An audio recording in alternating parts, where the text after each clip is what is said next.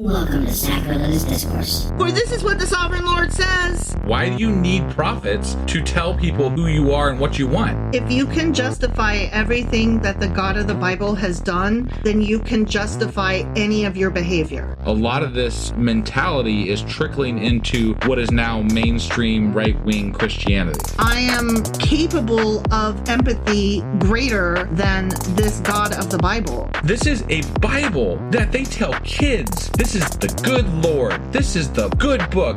He is fantasizing about murder, mass murder. Head over to sacrilegiousdiscourse.com right now to find out how to leave us a review or support us on Patreon.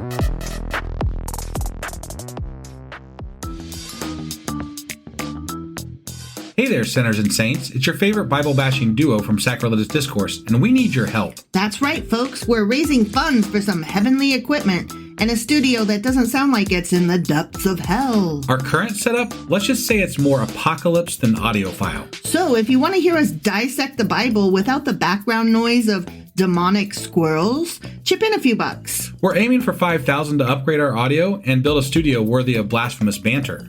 Donate today and help us spread the good word of atheism. You can find a link right on our homepage, sacrilegiousdiscourse.com. Every dollar counts. Even if it's from your collection plate.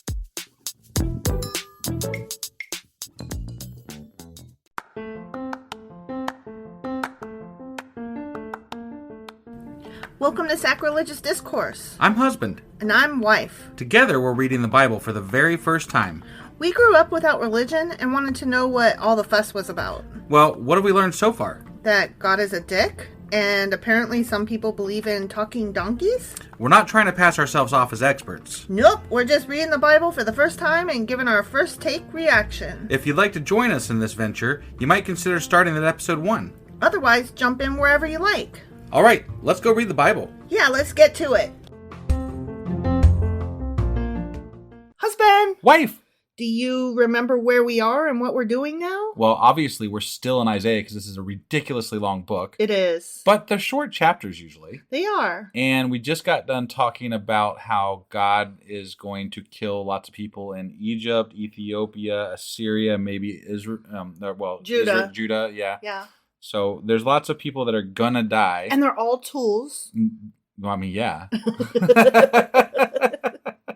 And they're all being used as tools. Well, at least the ones that aren't Israelites. Right. So maybe some of them are being used. I mean, I guess Isaiah is technically being used as a tool. Yeah. So a tool to bring others to God or whatever. A naked tool. A naked tool. But was he naked or wasn't he? Well, if you listen to the Q&A that we just did, then that's debatable. Mm-hmm. So he may or may not have had undies on. That's right. That's right. Hey. So I think the last regular episode that we left off on was Isaiah chapter 20. Yes, it was. Which means that today we're going to be reading Isaiah chapter 21. All right, let's do this. Okie dokie.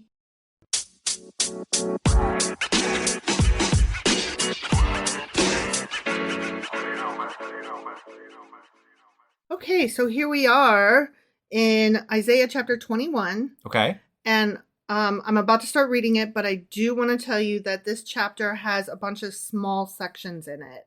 Okay. They're all like little, an oracle about this, a prophecy about that. Got it. Okay. Okay. So here we go. A prophecy against the desert by the sea. The desert by the sea. That Got one it. desert. That one desert by that the one sea. Got it. Okay. Yep. Like whirlwinds sweeping through the southland, an invader comes from the desert, from a land of terror. A dire vision has been shown to me being Isaiah. Yeah. The traitor betrays, the looter takes loot. Elam, attack! Medea, lay siege! I will bring to an end all the groaning she caused. At this my body is racked with pain. Pangs seize me like those of a woman in labor. I am staggered by what I hear. I am bewildered by what I see. My heart falters. Fear makes me tremble.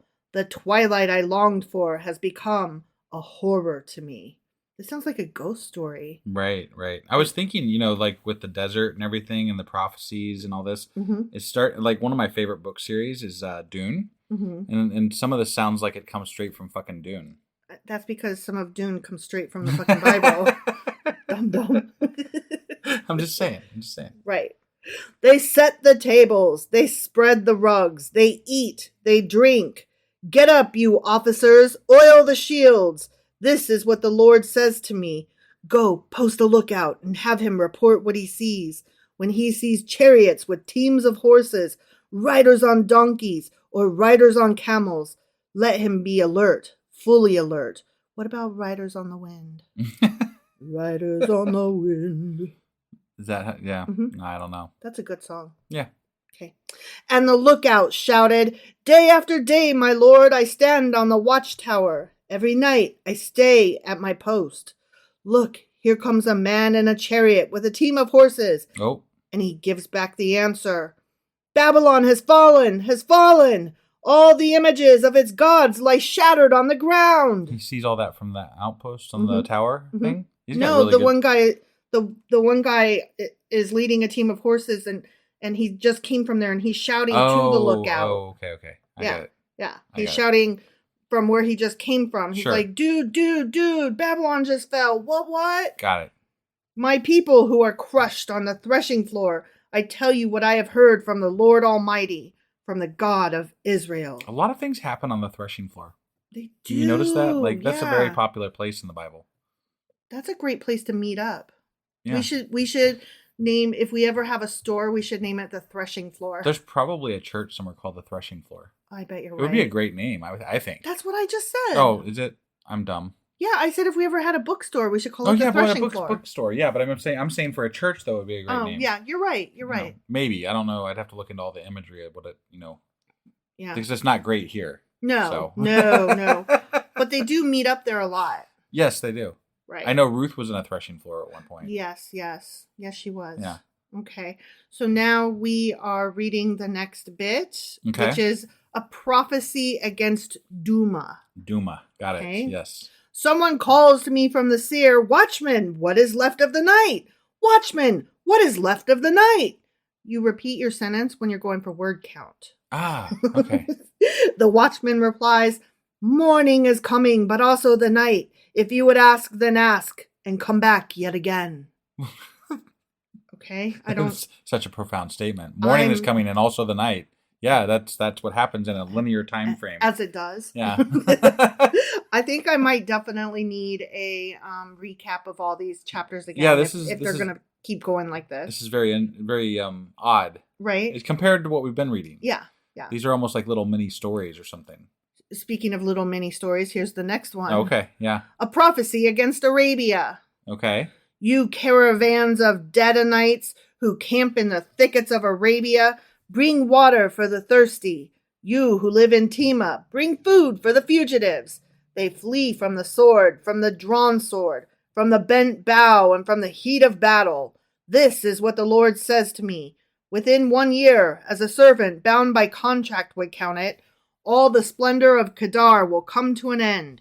The survivors of the archers, the warriors of Kedar, will be few. The Lord, the God of Israel, has spoken. The end. Okay, so A bunch of a prophecies. bunch of people are dying, and apparently God's causing it, maybe. A bunch of prophecies about a bunch of little places that are getting attacked. Yeah. And they're all running around to each other saying, I got attacked. My place was attacked. What about See your how place? true Yeah, this- my place was attacked too. See how true this true is? It's true. It's true. Yeah. Because we said Because it happened. was. They came running on chariots. Yeah. And then they said that the night and the morning were coming. So it's true. That happens. Yeah. Sure. Okay. That's all I got. That's it? That's it. I said the end. Oh, well, shit. The Lord, the God of Israel, has spoken. The end. I didn't have, so normally, I have a lot of things to say while we're listening to it, or while I'm listening to you read it. Mm-hmm. But there wasn't really a lot to comment on this time because it was just a bunch of small little stories about stuff that doesn't really... Vignettes. I don't know what they're referring to. Well, At least not yet, not till we dig into this one. They're all separate little places that are being attacked. Right. And so they're all like men running from one town to another saying, my town's under attack. And them going, us too. And then running somewhere else and going, what about your town? Is your town under attack too? But is this supposed to be is. current time, or is this prophecies that I think Isaiah is still prophesizing? They're prophecies, but I think they're near prophecies. Well, I mean, we've discussed that before. It Yeah. seems like a lot of these are going to be soon to happen. That's and what not a near, far off. Right. a near Yeah, prophecy no, is. I know. I was Okay. agreeing with you. Oh, okay. Just checking. But yeah, I'd want to know more about if and when these came true or whatever. Like now, even so, I read some studying about like last week's stuff where people were like, and this did happen, and it's like, well, but the prophecies are so vague that they could be interpreted to mean anything. And also, were they written before or after this happened? Right. I mean, I don't know these things for sure, right? Like that would be something I would be interested in knowing too. When they were written, what do biblical scholars say about when these things were written? Were they written after the fact, or were they actually written before? Right. And if they were written before, I mean, you know, people still buy books by Nostradamus because he supposedly prophesizes things that are still happening, which is bullshit. They're just vague story. It's like doing a fucking what do you call those things? The horoscopes. You just say some words that sound like they could be true, and then people are like, "Yeah, that's totally what happened." I mean, she said I was going to have a bad week, and I did. Right. Yeah. Yeah. All right. Kind of questionable at best, I think. Definitely. So that was Isaiah chapter 21. Sure as fuck was. And we will be back tomorrow with Isaiah chapter 22. All right. We'll see you guys then. Yep. Bye.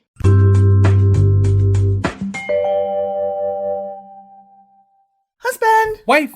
Do you remember where the hell we are and what the hell we're doing? We are in Isaiah, and we just got done reading Isaiah chapter 21, I believe. Correct. And in that episode, there were a lot of mini prophecy things. About Babylon and Duma and Arabia. Yeah. And there's some guy riding in a horse yelling, "Ah! The British are coming! The British are coming!" Yeah, that's how it went. Yeah, that's exactly how that went. So, since we read Isaiah chapter 21 yesterday, that would mean that today we're getting into Isaiah chapter 22. All right, let's go do this. Okie dokie.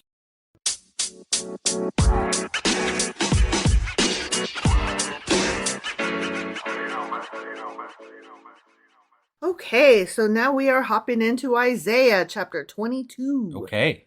A prophecy against the Valley of Vision. The Valley of Vision. LASIK. That's a really cool name. Right? I mean, yeah. The Valley I of like Vision. It. Right. Like it sounds like the name of a book or something. It really does, yeah. What troubles you now that you have all gone up on the roofs, you town so full of commotion? Maybe they didn't have battlement on top of the roofs. You city of tumult and revelry? Ooh, that sounds like they're doing bad things like in Sodom and Gomorrah. Isn't revelry. That just like a standard thing that happens in the Bible? They do bad things. God kills them. Yep. Your slain were not killed by the sword, nor did they die in battle. All your leaders have fled together. They have been captured without using the bow. All you who were caught were taken prisoner together, having fled while the enemy was still far away. Wait, how do you get captured when the enemy is still far away? I think it's kind of like he's saying you were dead before you even knew it. Okay. Because you were doing bad things, so you were already caught even before the enemy came and caught you. Okay. Like you're the Walking Dead. Because you're going against God, right? You're going against God. So you're done before you're even done. Yes. Okay. Exactly. That's my interpretation. Okay. I haven't done any studying, so I could be way off. But they were also talking about people that were slain, and then he went right into how they were captured. Right, but that's a prophecy of what's coming. So he's like, I see that you guys are going to be captured, but the truth is you're already captured now and you don't even know it. Okay. That's what I'm taking from this. Sure. I could be totally wrong. Okay. Therefore I said, turn away from me. Let me weep bitterly. Do not try to console me over the destruction of my people. The Lord Almighty, has a day of tumult and trampling and terror in the Valley of Vision, a day of battering down walls and of crying out to the mountains. Elam takes up the quiver with her charioteers and horses. Kir uncovers the shield. Your choicest valleys are full of chariots, and horsemen are posted at the city gates. So it sounds like they're surrounded by the enemy. Mm-hmm. And that may be, like if we're going for like an actual way that they're captured by being surrounded. Right. and they're penned in. Mm-hmm. Maybe. Sure. Makes as good a sense as any. Right. The Lord stripped away the defenses of Judah, and you looked in that day to the weapons in the palace of the forest. I don't know what palace of the forest is any more than the Valley of Vision, but these are some very cool names. Yeah. You saw that the walls of the city of David were broken through in many places. You stored up water in the lower pool. Like they were doomsday preppers. Yeah. Right? Apparently it turned out, I guess that worked out well this time. I mean, they're like, it's the doomsday now, so we need that shit. We better store up some water because next door neighbors got slashed. They got wrecked. Right. So we're going to prep. Yeah. You counted the buildings in Jerusalem and tore down houses to strengthen the wall. Oh my God. You built a reservoir between the two walls for the water of the old pool, but you did not look to the one who made it or have regard for the one who planned it long ago. So again, he's saying you guys are taking all these actions, but the one thing you didn't do was turn to God. Right. The Lord Almighty, called you on that day to weep and to wail, to tear out your hair and put on a sackcloth. It's always the sackcloth. He's got to put it on, though, not off. Yeah. But see, there is joy and revelry, slaughtering of cattle and killing of sheep, eating of meat and drinking of wine. Let us eat and drink, you say, for tomorrow we die. The Lord Almighty has revealed this in my hearing. Till your dying day, this sin will not be atoned for. Oh, says the Lord Almighty. Okay. Sorry, they had a hamburger before death. I mean, I have to admit, like, if I knew that there was an impending battle, right? I'd be like, well, we got tonight, so I guess let's have some fun and, eat some shit that's good. Stay tonight and fight the break of dawn. Come tomorrow. Tomorrow I'll be gone, right? Yes. Or however that song goes. Right. I mean, that's what I was thinking. Like, yeah, we might as well, empty our freezer and have a feast. Yeah. Tomorrow we die. Yeah. I mean, either we die or we win. And if we win, we can go out and get more food. Right. So. Right, because that's what winning means. Right, yeah. Winning means grocery shopping. Yeah. All right, so now we're moving into a new section of this chapter. Okay. Mm-hmm. This is what the Lord Almighty says. I'm noticing like this repetition of the Lord Almighty that I hadn't seen before. Right. And I'm not enjoying it. I mean, he's got to make sure that he's almighty. That one Lord, he's almighty. Mm-hmm. Yeah. Think about this. Like when they say the Lord, what they mean is master, the master, the master. I must bow before my master. Right. I am a weak thing before my master. Right? Like, why do you want to be like that? Why do you want to be Igor? I don't know. Yeah. Okay, this is what the Lord Almighty says. Go, say to this steward, to Shebna, the palace administrator, what are you doing here? And who gave you permission to cut out a grave for yourself here? Cut out a what? Cut out a grave for yourself here. Oh, okay. Hewing your grave on the height and chiseling your resting place in the rock. I don't know who gave him permission. I didn't tell you to build a fucking grave here. Why are you doing it? Right. Like, I'm about to die, so I'm going to have me some hamburgers, and I'm going to go ahead and pick out my plot. Right? Like, I'm not understanding, like... Yeah, I don't know. I'm about to die, yo. Can you just not? Sure. Just get off my fucking back. Right. Beware, the Lord is about to take firm hold of you and hurl you away, you mighty man. Wow. He will roll you up tightly like a ball and throw you into a large country. Way over there. Into a large country, okay. Yeah, he's going to catapult your ass. Okay, yeah. Is this like at the circus where they shoot you out of the cannon? They're gonna shoot him into another large country. Yeah. Yeah. Yeah. There you will die. Womp womp. Well, shit. And there the chariots you were so proud of will become a disgrace to your master's house. I'm always ashamed of my chariots. Yeah. I mean, like, when I drive a shitty car, I'm ashamed of it.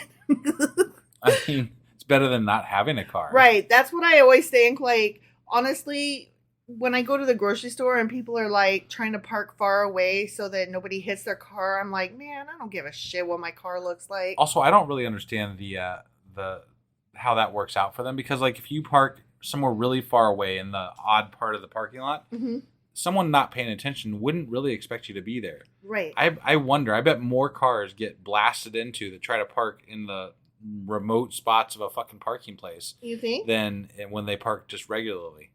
Well, they're trying to avoid nicks and dings and right. baskets, stray baskets rolling into them. You might avoid nicks and dings and baskets, but you are more likely, in my opinion, to get just blasted into by some car shooting across the parking lot. I would like to see the stats on that. I'm curious now about that. I wonder if anybody tracks that. If anybody knows where to get that information, I'm curious about that. Yeah. That seems like something that would be cool to know. Right. So that I can make fun of people who do that and be like, you're actually more likely to get crashed into. Right. Or conversely, I could say, smart move. Yeah. You know? Whichever it is. Maybe you're wrong. Who right. knows? I definitely could be. All right. I don't know how. Oh, cars, chariots. Yeah. Ashamed. Right. Got it. I will depose you from your office, and you will be ousted from your position. I love the word ousted. In that day, I will summon my servant, Eliakim, son of Hilkiah. I will clothe him with your robe and fasten your sash around him and hand your authority over to him. He will be a father to those who live in Jerusalem and to the people of Judah. Okay. I will place on his shoulder the key to the house of David. What he opens, no one can shut. And what he shuts, no one can open. That sounds like a problem. Well, like if he goes away, then you can't do anything. Like if he shuts the fridge, I can't get into the fridge. Right. But then if he opens it, it's got to stay open and let all the air out. Sounds like a bunch of shit. I don't understand. I don't like that. It's a bad plan. Yeah, it's bad. All around. I will drive him like a peg. Yeah, you will. He's going to peg him. What? I will drive him like a peg into a firm place. He will become a seat of honor for the house of his father. Hold on. You said firm after you just got done with all those sexual whatever. I'm having trouble with words. Sexual today. innuendos. Yeah, yes. That's what I meant. And you didn't say anything about firm. I thought that you saw me roll my eyes the whole way through the whole thing you went through there before. But then you get to firm and you're just like, whatever. Because you had already rolled your eyes so much, I was like, I've already gotten away with all that I can. Anything past this, you're going to like start giving me the... So this was you conceding to me some niceness. Yes. Okay. Because I knew if I did one more thing in that particular moment, like I got to spread them out. That was too much in one moment. If I had went with the firm and went, then you would have done like the hand across your neck, like where you're like, stop. You need to stop. Yeah. So I was getting pretty close. I know. Just for the record. I could tell. That's why I was like, I'm going to let this one go. Right. Okay. I'm going to let it ride. All right. Yep. I think that you did good. I'm proud of you. Oh, thanks, husband. Yeah, you did a great job there. Thanks. Yeah. All the glory of his family will hang on him, its offspring and offshoots, all its lesser vessels, from the bowls to all the jars. From the bowls to all the jars? What? And the cups and the glasses. And the plates and the platters. Right, yeah. The pans and the pots. Okay. Mm-hmm. In that day, declares the Lord Almighty, the peg driven into the firm place will give way. Okay. Ooh. It will be sheared off, ouch, and will fall, and the load hanging on it will be cut the fuck down. Boom. The Lord has spoken. The end. I see. Gotta be honest, I was too busy laughing and having fun, and I didn't catch a lot. I don't understand. I was paying attention, and I still don't. There's some guy that's powerful that he's gonna get shot into another land and then die, and then his son, one of his sons, God's gonna make powerful, and then give him his robe or whatever. He's gonna get his robe and shit, and then everything will be good until the peg gets severed, and then the load will come tumbling down. I guess. That's okay. I don't know. Okay, well, Isaiah's very confusing. It This really dude, is. he's not real clear. Like, I don't understand, why do people that speak in prophecies have to speak so vaguely and shitty? Like, you can't understand what they're fucking getting at. no, just Like, say, what- just say it, what you man. mean. Just Yeah. say. What is if you see it, just tell us what it is. Right. And it's a lot like when they talk to God, they're like they're speaking in ways that you can't understand what they mean. Why does it gotta have these, thous, and those? Just like it was a house. I saw this house. It was 2 stories tall. It had columns. Like, just describe it. Right. Why do we have to say, well, when he says this, they actually mean that? I get imagery. I get, comparing things to other things. I get all that What stuff. if you don't use imagery? Right. But and we've said this before, I think, why in a book that we're trying to, this is the word of God, why can't God, for the ages, be a little bit more concise about what he means? Just be clear. Yeah, that's all I'm asking. Just be clear. I shouldn't have to try so hard is all I'm saying. I'm not saying you can't intermix some beautiful, Poesy. yeah, in there. That's totally fine. But, like, could you intermix it with some, like, exactness? Here's the thing.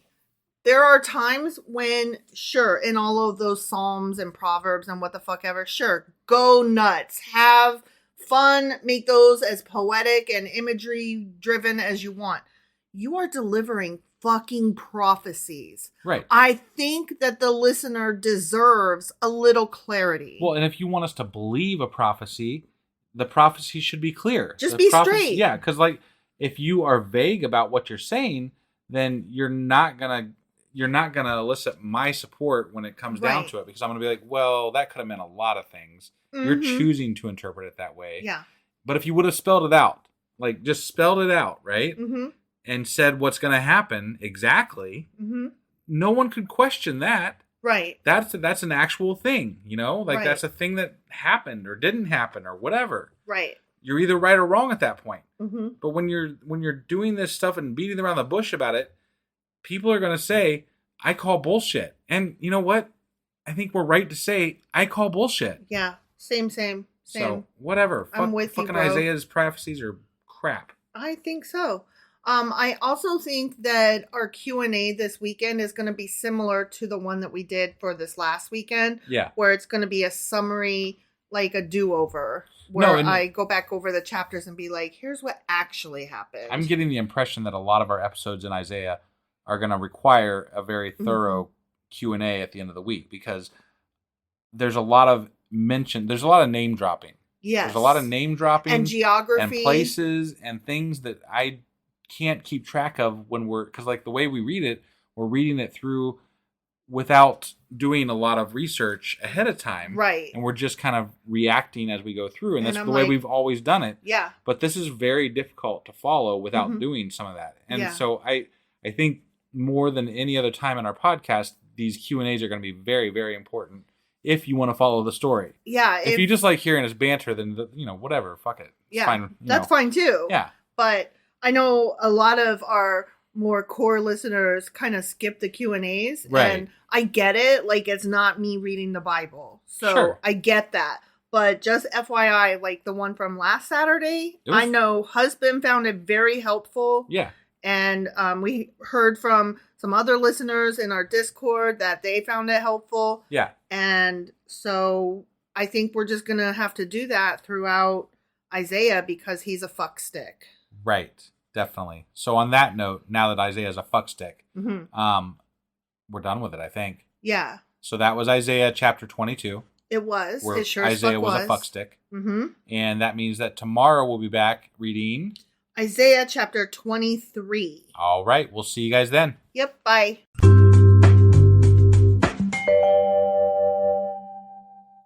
Husband. Wife. Do you remember where we are and what the hell we're doing and what's going on with this Isaiah guy? Well, we just finished Isaiah chapter 22. We sure as fuck did. And I think in the last episode we got confused. Sure. So, I don't remember much, honestly, about it other than they were talking about this guy. They got blown into another country. And I can't even remember the first part. They were surrounded or something. And they were captured before they were captured. Yeah. So yeah, There's lots of prophecies. some stuff like that. Yeah, prophecies. Yeah, there were prophecies. Yeah. And they were vague as fuck. Very vague. Yeah. So, having done chapter 22 yesterday, that means we are getting into what today? Isaiah chapter 23. All right, you ready to do this? Yep. Okay.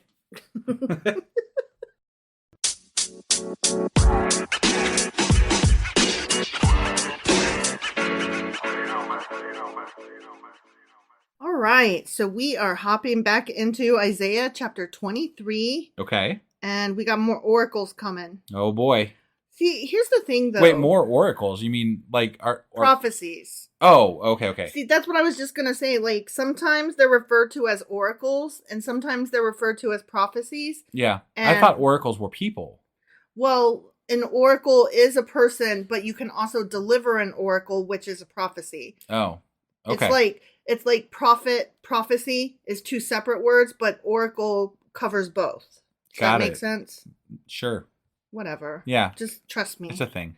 Okay. Mm-hmm. A prophecy against Tyre. Up against, this is a city, maybe? Tyre. Okay, Tyre. Tyre. Got it. Yeah. Tyre.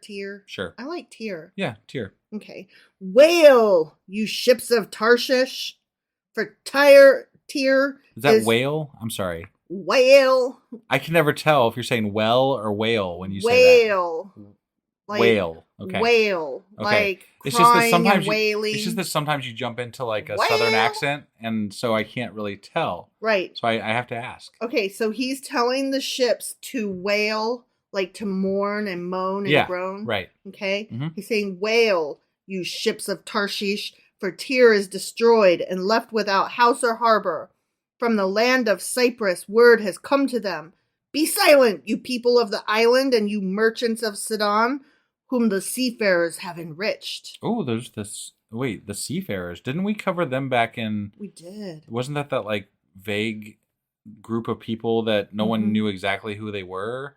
Like they just possibly sometimes came up. And that was back in like Exodus maybe, or somewhere in that time frame. It was early on. It was early on. Yeah. I don't know that they're referring to the same people, but it's interesting. It is interesting. That it came up sort of. Right. I just find it interesting that the phrasing of this is always, do this, you guys. Do that, you guys. Right. It's very interesting. Yeah. Just the phrasing. It is. Sorry. Okay. I'm continuing now.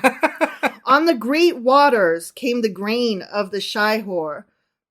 Not shy whore. Yeah, not a whore that's shy. Right. It's the name of a city or something. Got it. Shy whore.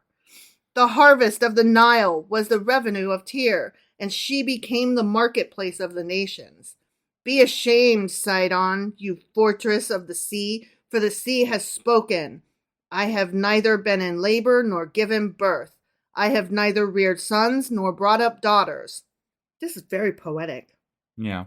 When word comes to Egypt, they will be in anguish at the report from Tyre. Cross over to Tarshish. Wail, you people of the island.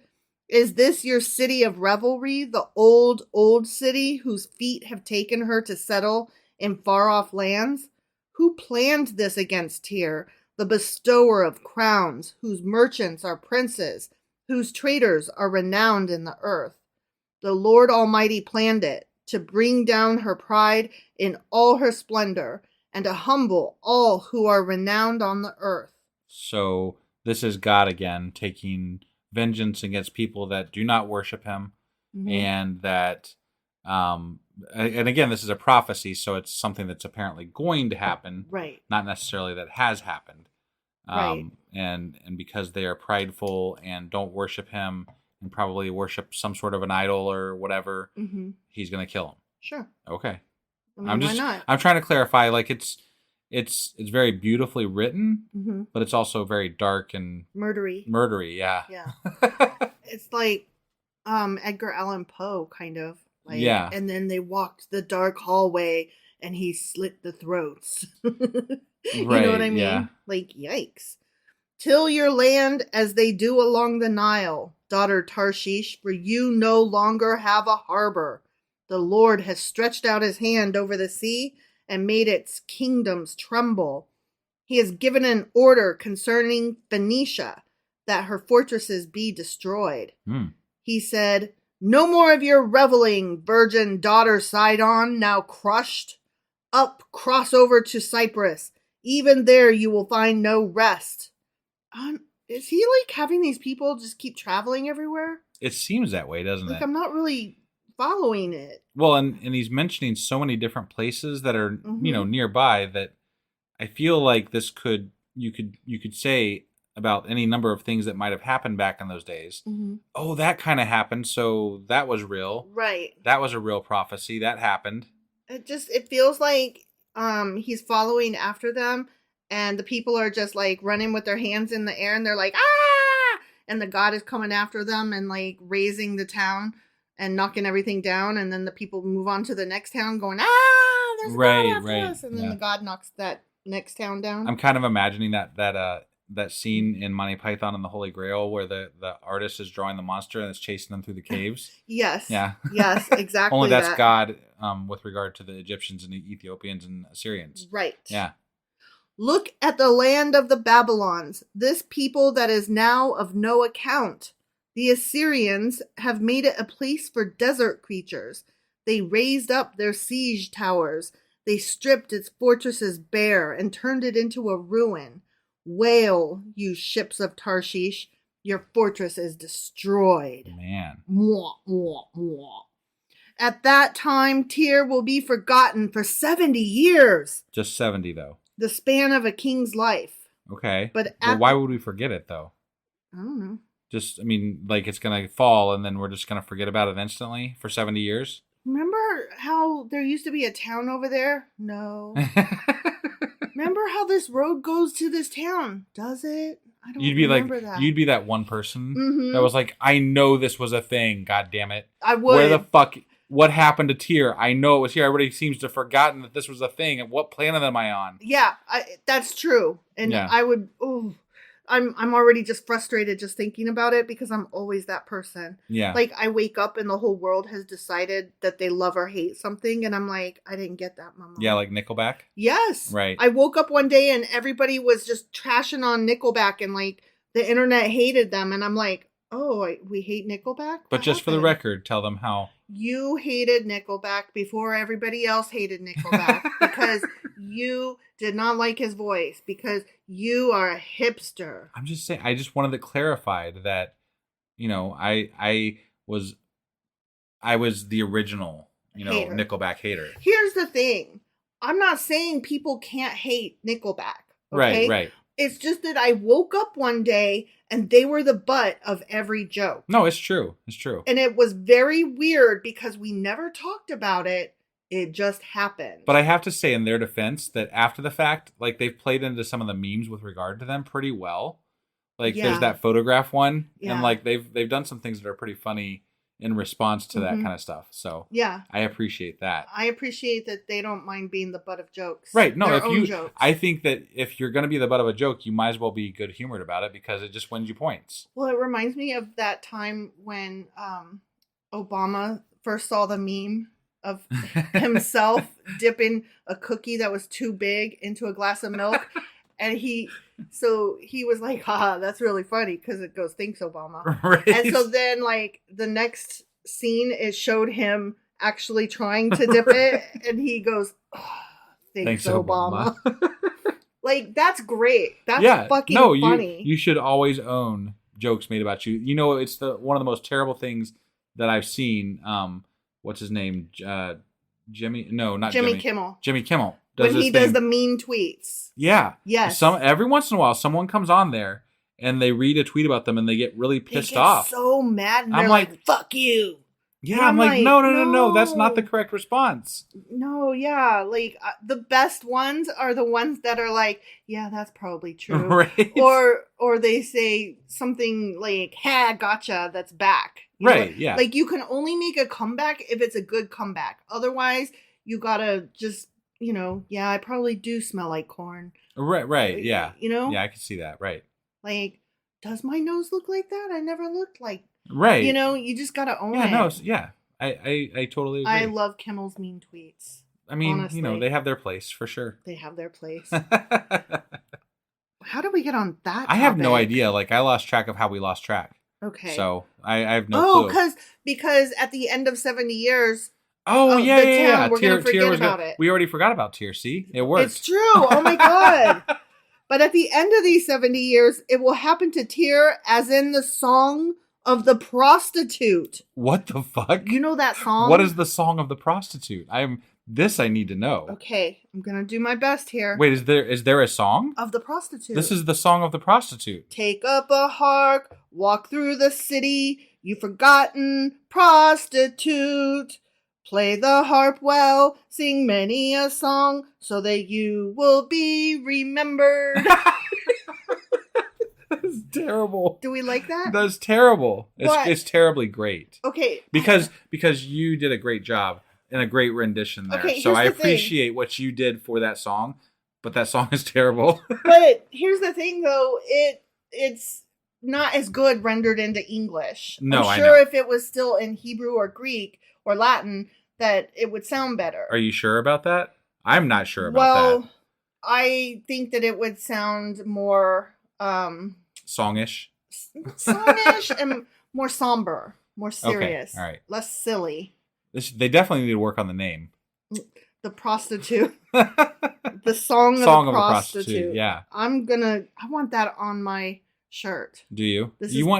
If you had a shirt for everything that you said you wanted the shirt for, we wouldn't have any room for shirts in this fucking place. Okay.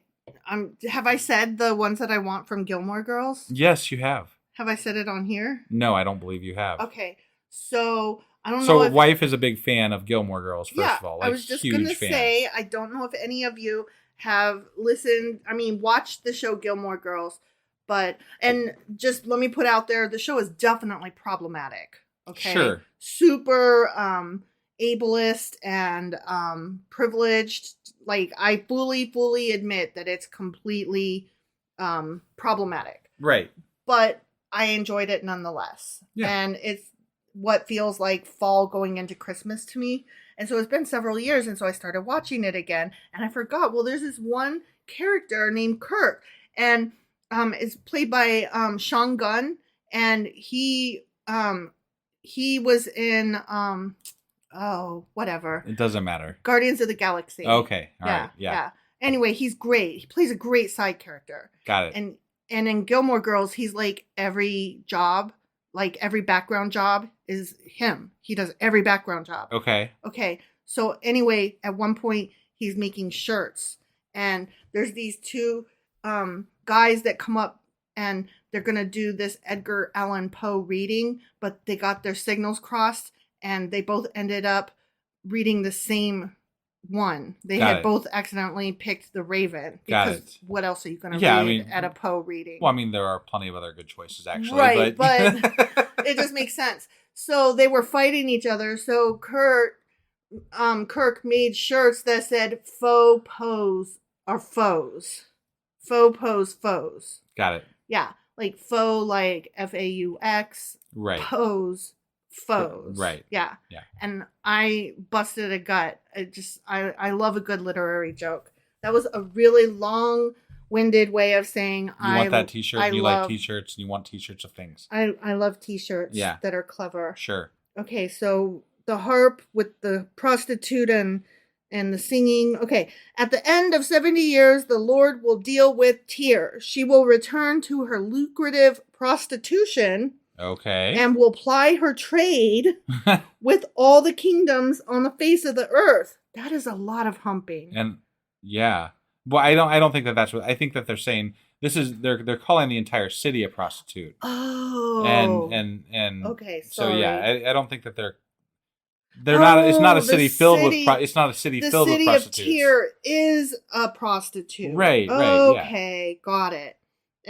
And so the city is bad or whatever. Sure. Okay. Yes. Yet her profit and her earnings will be set apart for the Lord. They will not be stored up or hoarded. Her profits will go to those who live before the Lord for abundant food and fine clothes. The end. Wait, they just said that it was going to go back to its ways that were bad, but the money is going to go to God? Yep. Is that kind of... Yes. Maybe I misinterpreted that, but that's what it sounded like to me. That's what it sounded like to me. She's going to return to her lucrative prostitution. That's really fucked up. So I'm reading this, and again, we haven't done our Q&A yet, so I'm probably completely off base here. But I'm reading this as God doesn't give a fuck where the money comes from as long as it's coming in. Mm-hmm. That sounds about right to me. That does sound about right, doesn't it? If it's not how it's interpreted, then it still sounds right with regard to churches. Yeah. So Yeah, definitely. Either way. Churches are for sure prostitutes. Right. Yeah.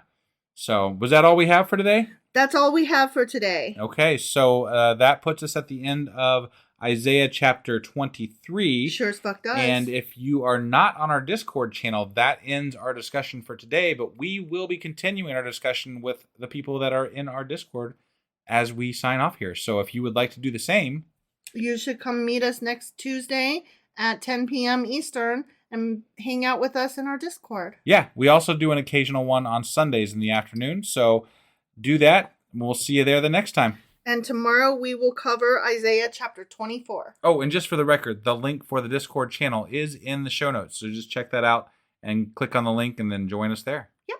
Bye. Bye.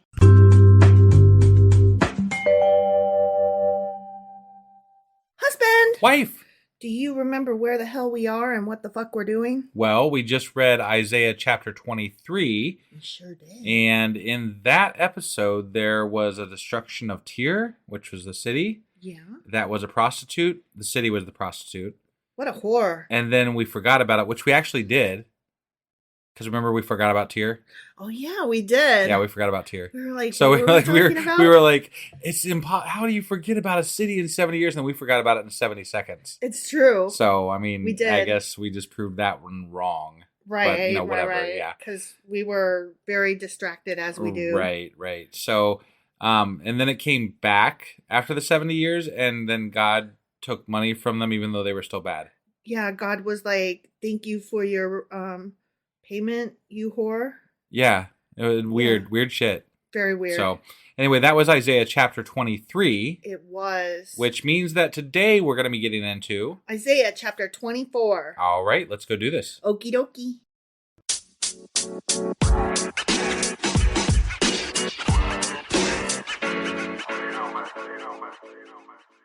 All right, we are hopping into Isaiah chapter 24, and I'm so excited about the first sentence. Are you ready? I'm ready. Okay, this is literally how it starts off. Okay. See. You love that word. That's one of your favorites. See, the Lord is going to lay waste the earth and devastate it. What the fuck? He will ruin its face and scatter its inhabitants. What? Hold on. He's going to lay waste. Okay. See? Are we scattering inhabitants or laying waste to the earth? Well, like, which is it? First, we're going to lay waste, and then whoever's left, we're going to scatter them. But the funny thing to me is that they're going to scatter the inhabitants, but the inhabitants, the only ones they really care about when they're talking about anything in the Bible is the Israelites, the Egyptians, the Ethiopians, and the Assyrians. Right. So, like, there's this small area that they're like, this is the inhabitants of the earth. Right. Not anybody else, just them. And see, the Lord is going to fuck their shit up. Right. Oh, you know what we forgot to do? What? We forgot to say Happy Thanksgiving to everybody. Happy Thanksgiving, happy everybody. Turkey Day, or happy, Happy American Day that we stole land from the native peoples who lived here that one too. Before we colonized it. I hope everybody endures your relatives praying before meals today very well. Oh, my. Luckily, we don't have to, at my mom's house anyway, we don't have to really deal with that. Right. There might be like somebody doing a silent prayer if they want to, but sure. like that's about the extent of it. Sure. Yeah. Yeah. So. That's lucky and nice and that's good. Lucky for us, yeah. Mm-hmm. There. Yeah. Well, yeah. I've decided that I am no longer bowing my head and pretending to pray. Like, I don't mind doing that because I look at it as just taking a moment to myself. Yeah, I just don't like that it's forced upon me. I choose not to let it be forced upon me. I just choose to take that moment to not make eye contact with people while they're making a prayer that I don't agree. Well, here's how I know it's forced upon me. Because if I don't do it, then I will be frowned at. And therefore, it's not my option, is it? I guess. You're pretending that it's your option so as to avoid conflict. Sure, And sure. I'm No, I just mean, you're absolutely right. But, kind of like over it and don't give a fuck. right. So I'm not going to pretend to pray anymore. You do that. Okay. Okay. And I'm just going to, You're just gonna like head up and whatever. yeah. I'm not going to Cool. like sigh or anything. I'm just going to It'd sit be really there. funny is if you just like started eating right in the middle of the prayer. That would be badass. That would be funny.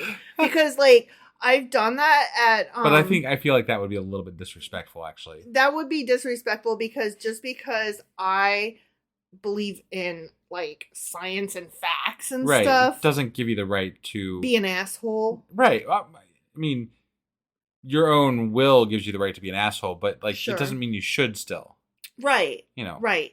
Like I'm not saying that you shouldn't do that at whatever your situation might be, but for me it would be intentionally being mean. Right. And I feel like it's just enough that I'm just going to not bow my head Sure. because I don't want to. No, I got you. Yeah. I just don't feel like it. Yeah. Okay. So God was laying waste to the earth. Oh, and scattering And the scattering inhabitants. people, yeah. See, See? it'll be the same for priest as for people. Oh. For the master as for his servant, by which you mean slave. Yes. For the mistress as for her servant, by Oh. which you mean slave. Right. For seller as for buyer. For borrower as for lender. For debtor as for creditor. So what I'm gathering here is God's had it and you're all fucked. Yeah. Like no takebacks, no redos, nothing. You are all screwed. See, he's bringing down the hammer. But he's saying On he's going to lay Earth. waste, but like there's still going to be people scattered, so that means that there's still going to be people alive. And not only that, but he is fucking not gonna lay waste the earth. He's not. Do you remember when the rainbow came out after the whole Noah and rain and Yeah. ark debacle, right? Promises. Yeah. He made the rainbow so that he would remember that he didn't want to destroy all of humanity again. He would never flood them again. Oh, well, semantics, right? Yeah. Yeah. All right. But anyway, the earth will be completely laid waste. Completely. Yeah. And totally plundered.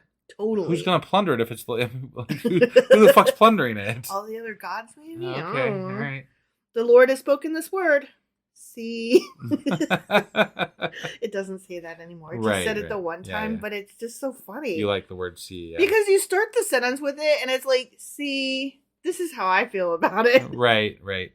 The earth dries up and withers. The world languishes and withers. The heaven languish with the earth.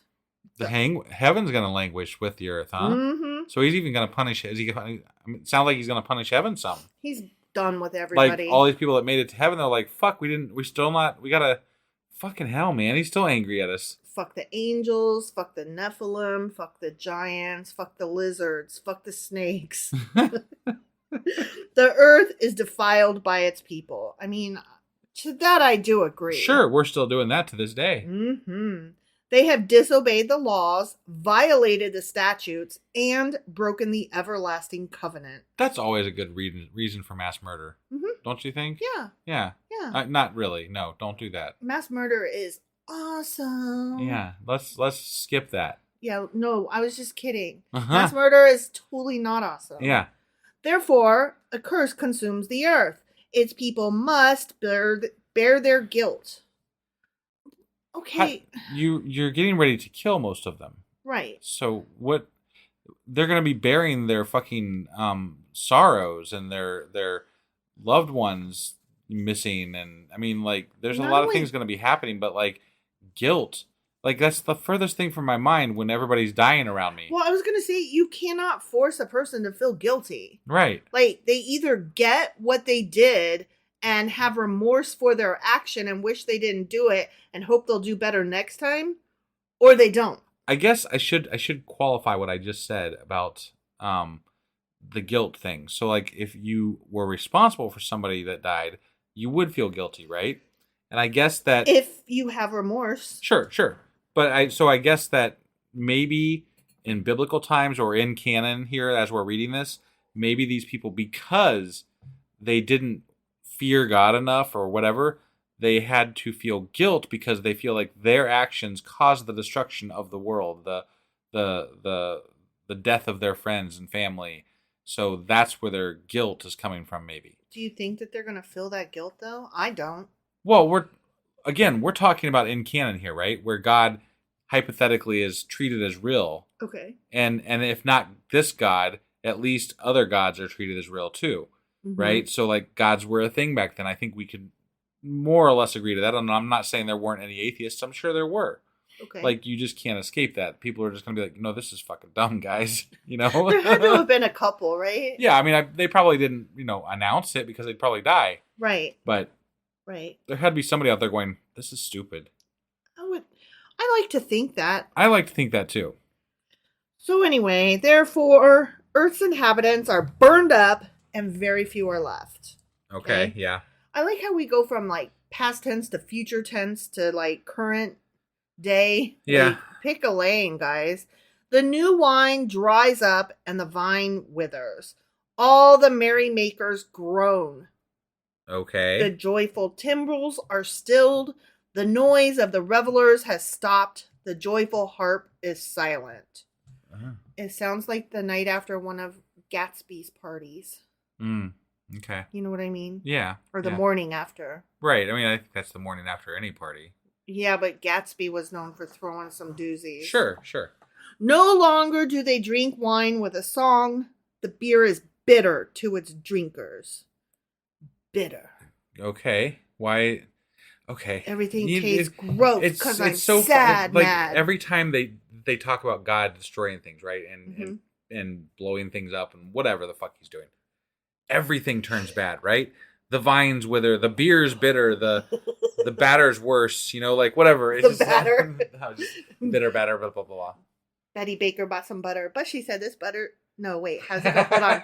Betty Baker bought some butter, but she said this butter's bitter. If I put it in the batter, it will make the batter bitter.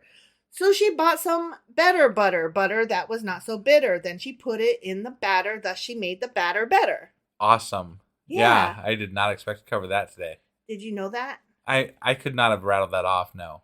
I do know of that, yes. I think you know of it because of me. I think I told you it. That could be, I don't know. I think that I brought that into your life, and I think that you are impressed by me.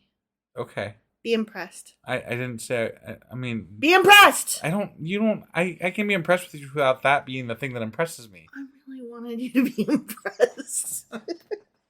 The ruined city lies desolate. The entrance to every house is barred. Wait, now we're on a house and city level as opposed to the entire fucking world. Right. Which is it? I think by world they mean, like you said, that part of the planet. Right. But this is where it's being left open to so much interpretation. Right? Mm-hmm. Like, you could interpret this any way you want to and put any time frame you want to on it. There is no real prophecy here. Right. In the streets, they cry out for wine. All joy turns to gloom. All joyful sounds are banished from the earth. The city is left in ruins. Hold on. I'm just imagining everybody walking down the streets crying for wine. Oh, I need the wine. Where's my wine? And all the people are going, all by myself. No wine. I wonder if they were wailing for wine. They were wailing yesterday, so today they're wailing. For wine. For wine. Yeah. Yeah, you wine wailer. and also then they're going, I'm depressed. Womp womp. Right. Right? Yeah. The city is left in ruins. Its gate is battered to pieces. Oh, not the gate. It's shattered, battered, scattered. What? You're being silly tonight. I cannot help it. Well, to be fair, we are recording this at 1 o'clock in the morning. That is true. And well, I guess it is technically already Thanksgiving. Happy Thanksgiving, darling. Yeah, you too. Oh, you too. Yeah. Love you. Ah, you were too slow on that. No, I was. So will it be on the earth and among the nations, as when an olive tree is beaten. Remember how we beat the olive tree? Yeah. Or as when gleanings are left after the grape harvest. Okay. Sure. Mm-hmm. They raise their voices. They shout for joy. Woohoo! From the west, they acclaim the Lord's majesty. Oh. Yippee okay. skippy. So now they're happy? They're happy. Happy people. They got their wine. That's good. They're not wailing. I'm happy for them. I guess I'm happy for them. Therefore, in the east, give glory to the Lord. Exalt the name of the Lord, the God of Israel, in the islands of the sea. From the ends of the earth, we hear singing. Glory to the righteous one. Oh, wait, I need to sing that. Glory to the righteous one. But I said, I waste away, I waste away. Woe to me, the treacherous betray. With treachery, Is this the an actual... treacherous betray. Yes. Okay, I didn't know it was an actual song. It's a song. Okay, all right. I thought that, the other one was like Merry Happiness. And so Yeah. I would be like, I gotcha. I could. The only reason I had to ask was because sometimes you just get carried away with. I do, but this time I didn't. Literally, I'm going to quote what it says. But I said, I waste away, I waste away. Woe to me, the treacherous betray. With treachery, the treacherous betray. Okay. Okay. All right. Yep. So my rap was fine. It was fine. Yeah. No, I'm not arguing that. I just making sure. Sure. Yeah. I spit a good rhyme just then. That was awesome. Yeah. Mm-hmm. Terror and pit and snare await you, people of the earth. You got them biblical beats. I really don't, though. No. I'm not even going to pretend. Nope. So anyway, pit and snare. That's what parts of a drum, aren't they? Pits and Maybe. snare. I know a snare is. Like a snare Sure. drum. Or it could be a trap also. Pits and snares, it sounds more like traps to me, actually. Because like you make a pit to trap an animal, you make a snare to trap an animal. And terror, of course. Yeah. Terror and pit and snare await you, people of the earth. No drums for you, friend. No. Whoever flees at the sound of terror will fall into the pit. Whoever climbs out of the pit will be caught in a snare. The floodgates of the heavens are opened. The foundations of the earth shake. Okay. Everything's good. Everything's bad. Everything's good. Everything's bad. Right. Yeah. Right? Mm-hmm. I whip my hair back and forth. That's what we're doing, right? It feels like it. I don't know what we're doing. From one extreme to the other? We went from destroying the world to destroying a gate. So I'm not really sure where we're at. And then they were falling in pits and getting out and then getting into a snare. So, and then they were yelling happiness over wine before that. So I don't really know what's going on here. Right. But it sounds like it could be mostly bad with possible world destruction. Okay. And with a side of wine. Okay. I mean, if the world is going to hell in a handbasket around me and there's no way to escape it, I probably will try to go out with a glass of wine in my hand. Yeah, and honestly, even if the beer is bitter, I'm still going to drink it. Probably. So. Here come that comet. Look up. The earth is broken up. The earth is split asunder. The earth is violently shaken. Earthquakes or something to that effect. Okay, so first it's going to break, then it's going to split asunder, cut in half. Right. And then it's going to violently shake, like both halves, I guess. Got it. Uh-huh. The earth reels like a drunkard. It sways like a hut in the wind.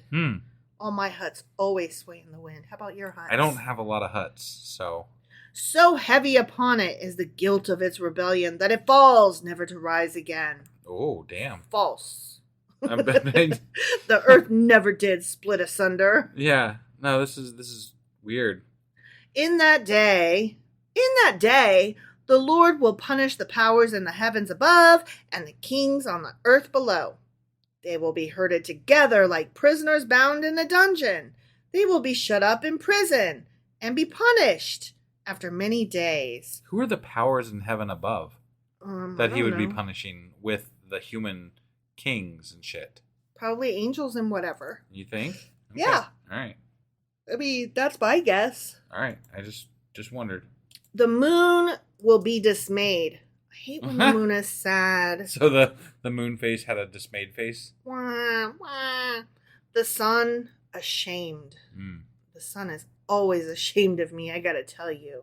Right. For the Lord Almighty will reign on Mount Zion and in Jerusalem and before its elders with great glory. The end. Oh, okay. That was like a brain fart of shittiness. everything Like bad. but it wasn't even like Woo! the whole thing it wasn't cohesive. No. Like there was no message there other than it's bad and then sometimes good, but then sort of bad. Why are you going to shatter the people first before you just go ahead and jump straight to the planet shattering? Yeah, I don't know. Right? Like if you're just going to shatter everything, just go straight for the big thing. Right. Like the people will die. You don't have to kill them and then kill the planet. Right? I feel like that was apocalyptic spaghetti. Apocalyptic Spaghetti is the name of my next band. Well, like they kept just tossing out different things that might happen, right? Uh-huh. And they're just hoping that one of them sounds sort of correct at some point, so they can be like, "Yeah, that's what happened. See, that happened, and we prophesized it." The cereal boxes will have no prizes. The fridges will all lose their magnets. Because it could have been anything from the entire world fucking dying just about to a gate getting broken. You know, like that's what I'm saying. Like you could have taken that any number of ways to mean any number of things, and say it's a prophecy, and somebody's gonna be like, "Yeah, it did say that, didn't it?" It did. Like, yeah, it sure did, guys. But you do see the fallacy here, right? Like there's a problem. No problems. No fallacy. I have a problem with it. No, it's all perfect and divine. Not even a little bit. It's beautiful. So anyway, right. That was Isaiah chapter 24. It sure as fuck was. And that means that we'll be back tomorrow. Hopefully. More than likely. Almost certainly, but not certainly. It really depends on how much turkey we consume. And how many tryptophans affect us, how much the tryptophans affect us for the evening tomorrow. Right. Yeah. Yeah. I don't know. We're going to reserve the right now to possibly not record an episode tomorrow for Friday. That's why I was like, whoa, slow your roll there. No guarantees, friend. But we're going to do our damnedest. We are, because we care. We want to. We just might not be inclined. Yeah. We'll see how things go. Right. Yeah. So tomorrow if we feel so inclined. Right. We'll be reading what? Isaiah chapter 25. All right. So we'll maybe see you tomorrow. Okay. Bye. Bye.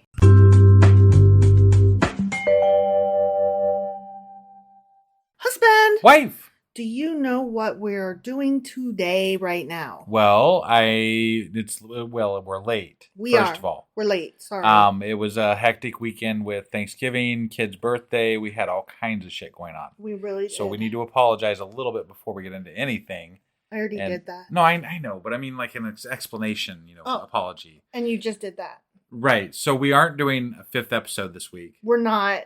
We're just doing the 4 that we did already. We're doing our Q&A. And we're probably not doing a Patreon this week, so we kind of suck a little bit. But I mean... But it was busy, and we're sorry. It's holiday and birthday weekend. You guys love us, right? Sorry, but sorry. Yeah, we love you guys regardless. We do. That being said, we are doing our Q&A today, which means that today is sort of... Today is Q&A Saturday. But on Sunday night, because we had Thanksgiving in America and kid's 19th birthday. Right.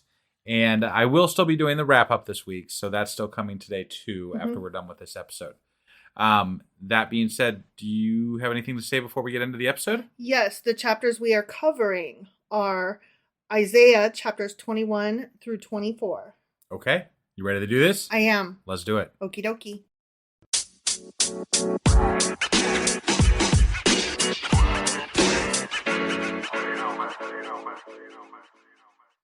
Okay, so we, as I said, are covering questions about Isaiah chapters 21 through 24. Okay. And I'm glad we're only doing 4 chapters because we had a lot of questions. Right. Questions about all the places that are being cursed. Yeah, Isaiah's a lot of work. He's a lot of work. And places that are being cursed, but then there's one, I think it was Jerusalem, that they get to come back later and not be cursed after 70 years or something. Right. Or maybe that was Tyre. I don't remember exactly. I thought we just said it was Tyre. Tyre. Oh yeah, Tyre. So it was either Tyre or Jerusalem that gets to come back. I don't recall which one, but Okay. then Tyre. It was Tyre. It was Tyre. It was Tyre. Okay. Yeah. And then there was also a question about the powers in heaven. What?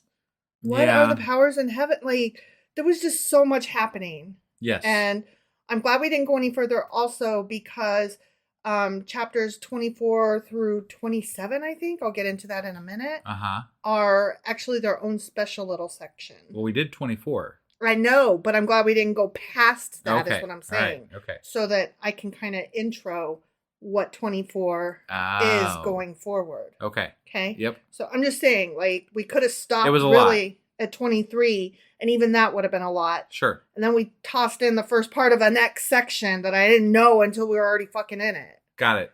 Okay? Yep. So there's a lot happening. But let's start with Isaiah chapter 21, which was burdens against Babylon, Edom, and Arabia. Okay. Okay? Yep. So this chapter contains prophecies against those three places. Okay? Got it. And it starts out with an oracle concerning either the oracle concerning or the proclamation against the desert of the sea. And we were like, the fuck is that? Right. Okay. And an army from Persia is going to march on Babylon.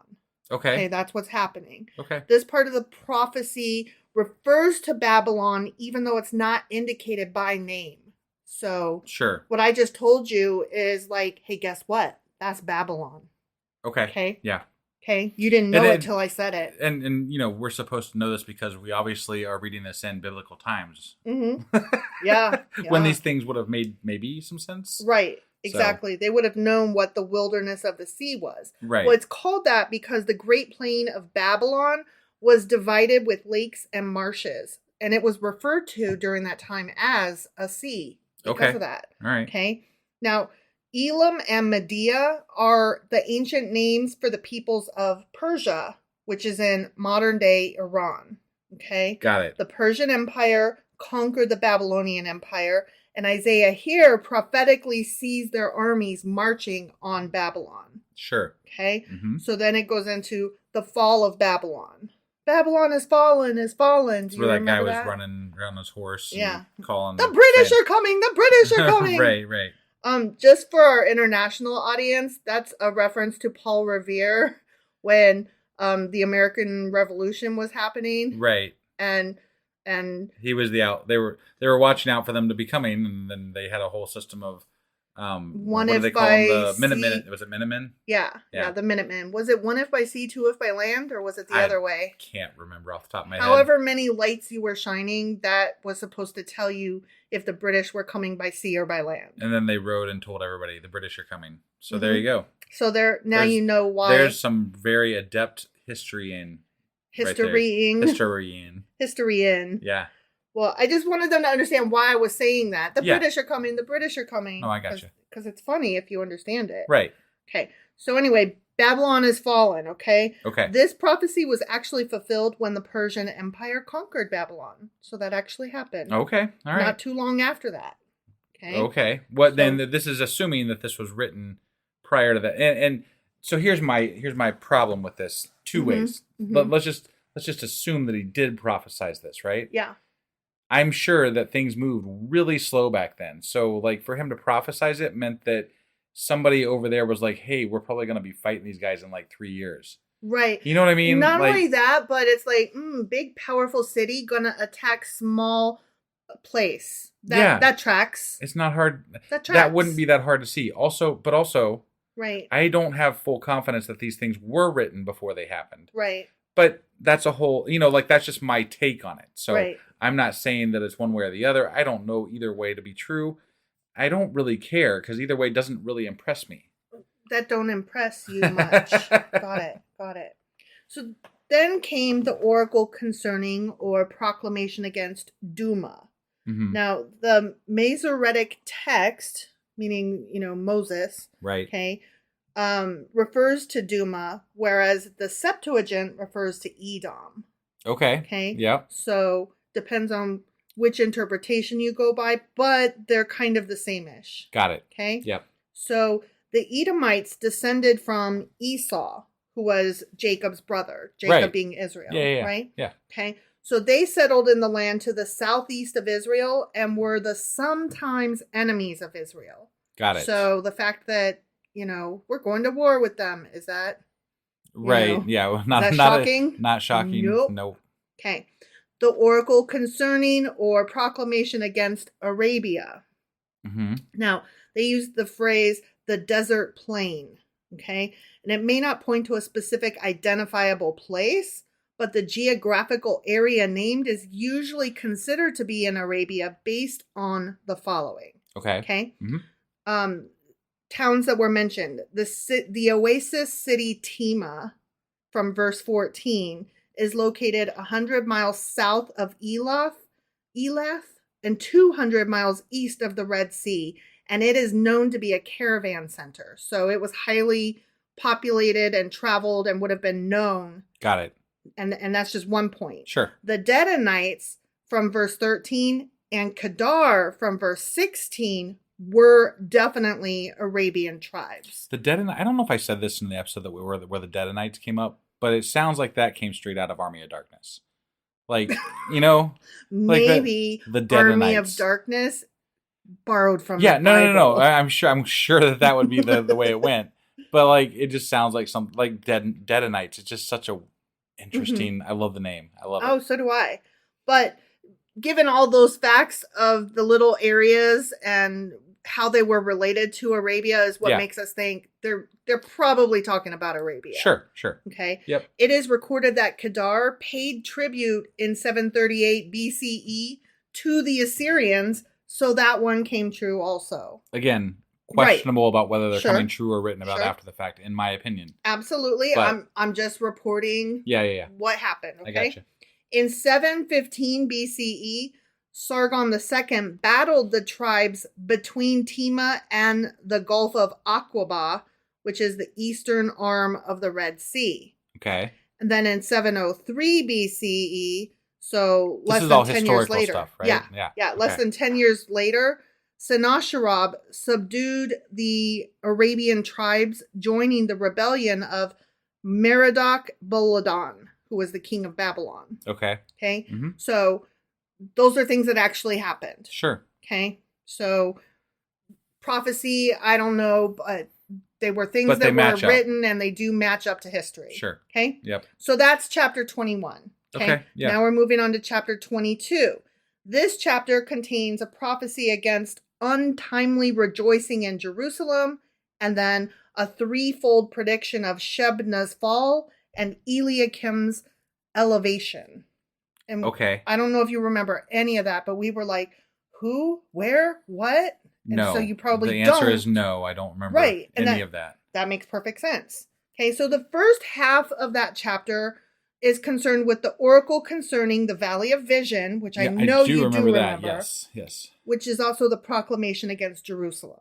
Okay. Mm-hmm. These verses are also referred to as the inexpiable sin of Jerusalem.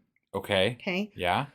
Isaiah alleges that the people of Jerusalem have sinned, quote, beyond the possibility of pardon. Oh. Do you remember that at all? Yeah, kind of. Like, there's no forgiveness here. Right. Okay? Yep.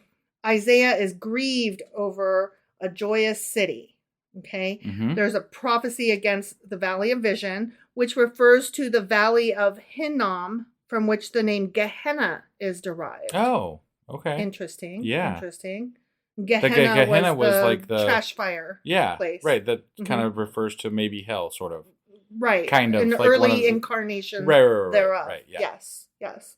Okay. So Isaiah sees this coming army in his vision, and that the Lord will bring no deliverance. So God is like, nope, sorry, they gonna pay. Yeah. And then Jerusalem makes all the wrong preparations for the coming battle. Remember, they do everything. They prep their walls. They bring water in. Do you remember all this? Yeah. And then we even said at the time they're doing everything except turning to God, and that pissed God off because that was actually the only thing that they really needed. Right. Sigh. So God in verse 8, it says he removed the protection of Judah. You looked in that day to the armor of the house of the forest. And we were like, what the fuck is happening? What is the house of the forest? Right. Okay, the house of the forest was also known as the house of the forest of Lebanon.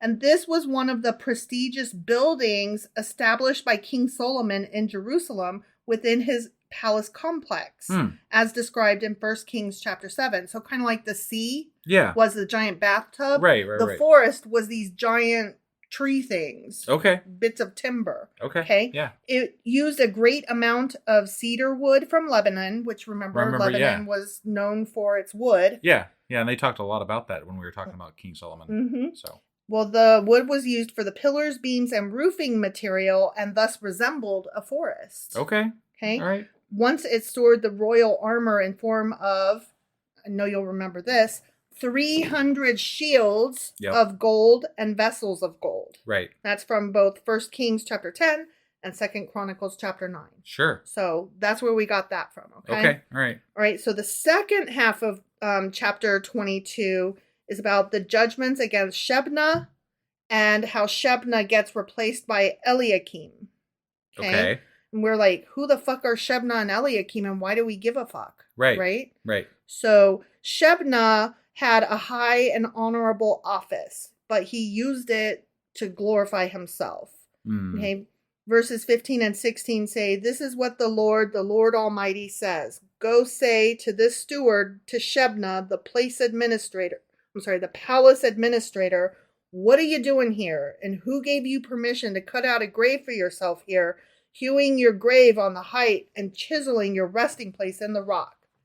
So we were like, he's building himself a grave? What the fuck? This seems weird. Yeah. Like, we had no idea what was happening.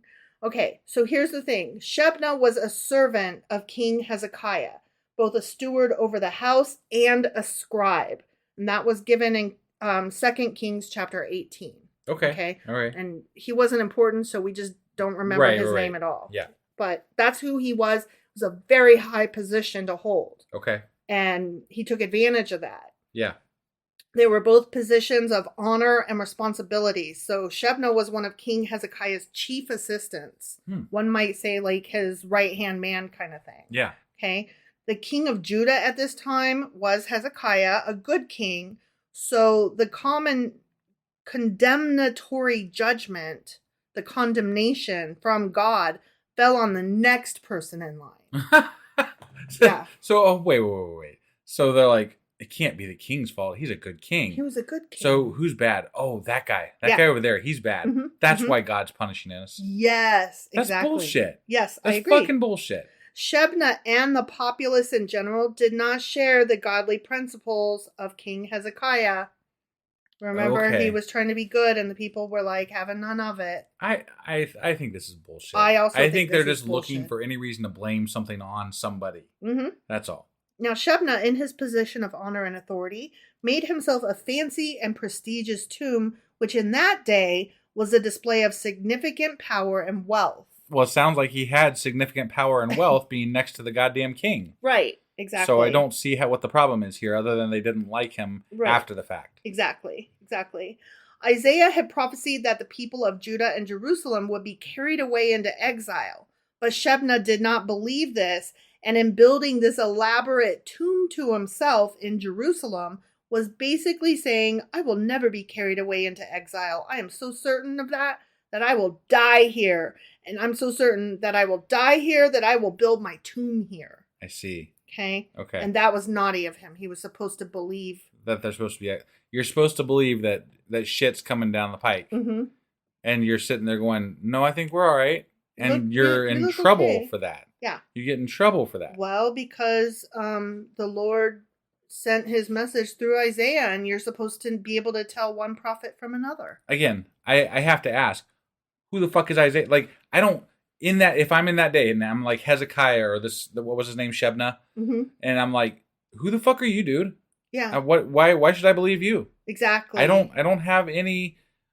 There's no reason to believe you. You give me no reason to believe you over anybody else. Right. So why should I? Right. No, and God's not talking to me, so, kind of piss off. Right. It sounds to me like you ought to go to jail for your blasphemy. Right. You're saying we're going to be pulled down, and things look like they're going pretty good. So Right. fuck off, man. Now, the fact that things did eventually go south right. would say, oh, shit, we should have probably believed him. But even at that, should we have believed him, though? Probably not. Right.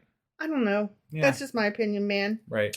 Okay, so then the Lord lifts up Eliakim instead of Shebna.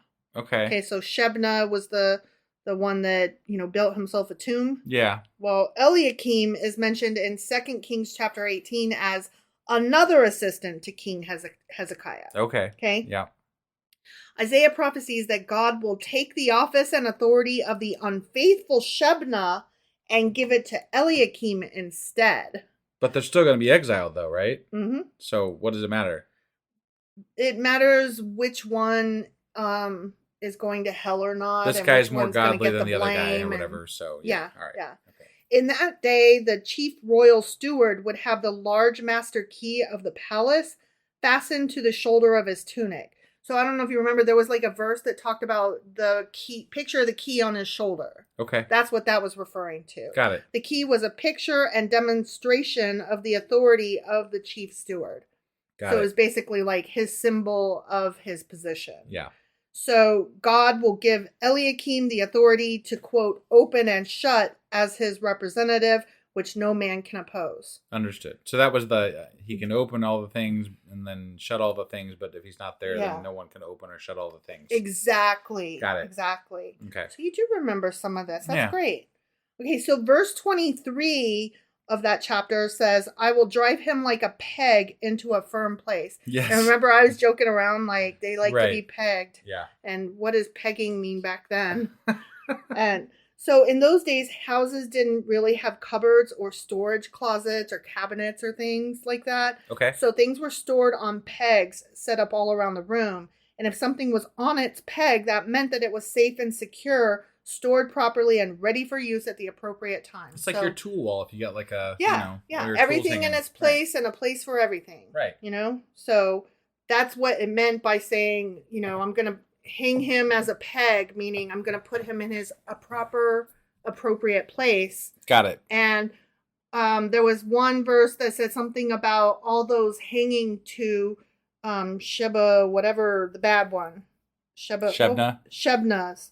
All those hanging from Shebna's peg will be let go also. Oh, yeah. It'll be severed or whatever. Yeah. Right. So basically, when we get rid of Shebna, everybody that is under him is going to fall too. Yeah. Right. Exactly. Okay. So, oopsie. That's what happened there. Okay. Yeah. So, see, I'm covering a lot of questions and answers. You are. So, moving on to chapter 23. And this one was the oracle concerning Tyre. Yeah, the one that's going to go away for 70 years. We're going to forget about it. Yeah. It only took us 70 seconds, but, Sure. What are we talking What's about? Tyre? Yeah. This chapter foretells the destruction of Tyre due to its pride in the first few verses, its rising again in the next couple verses, and its conversion to God in the final verse. They never really said it was a conversion to God. They said that they were making money for God. At least that's what I remember reading. That's kind of what I remember too, but let's go on and see what this explanation gives us. Sure. Okay? Yep. So early in the chapter, it says, the sailors of Tyre agonize when they hear that the destruction of their home port has come to pass. Right. Remember, oh, wail, you sailors or what the fuck ever. Yeah, the seafarers or whatever. Mm-hmm. And I was like, wail, wail, wail. And you were like, wait, what? Yeah. Yeah. So to the north of Israel, Tyre was the leading city of Phoenicia, the great maritime power of the ancient world. Got it. Because it was such an important harbor and center for shipping, Tyre was synonymous with commerce and materialism. That'll come back in a minute, okay? Sure. It was a famous Phoenician city, which in ancient time was built on a rock, which was the original meaning of its name. Okay. Mm-hmm. Offshore in the Mediterranean Sea. The city was already prosperous in 14th century BC as a major trading port. Okay. So this is a big deal city. Yeah. Tyre was like the Babylon of the sea because of their excellent harbor and their great renowned seamanship. Yeah. They built a commercial empire far greater than one would expect given their size and military power. Sure. Tyre was a city in two parts, an inland city and an island city. Okay. The inland city was conquered by the Assyrians and the Babylonians, just as Isaiah prophesied. Mm-hmm. And the island city was conquered later by Alexander the Great in 332 BC. Okay. So, sure. Hypothetically, this stuff did come to pass not long after it was prophesied, blah, blah, blah, blah, blah. Hundreds of years, but okay, yeah. Sure. The influence of Tyre was both good and bad for Israel. Okay? Sure. So good and bad. And I'll tell you why. Okay. King Hiram of Tyre supplied David and Solomon great timbers for the building of the temple and other projects, as stated in 2 Samuel and in 1 Kings. Hiram also gave Solomon sailors so Israel could build their commerce by sea, as stated in 2 Chronicles. So that was their good relationship, okay? Right. But later, Tyre gave Israel one of the worst rulers Israel ever had, which was Jezebel, the wife of King Ahab of Israel. So got it. That sucked. So good and bad. Right. Got it. The modern city of Tyre is the continuation of ancient extension of the city in the mainland. Okay. So there is still a Tyre in existence today. And I kind of looked it up just to see if it existed, and it did. So I was like, oh, okay. Yeah, interesting. That's an actual city. Yep. So verse 1, remember, said, "Wail, you ships of Tarshish." Right. We were like, what's a Tarshish? Yeah. Okay, Tarshish was a faraway port, generally identified as Tartessos in Spain, located in the mouth of Guadalquivir.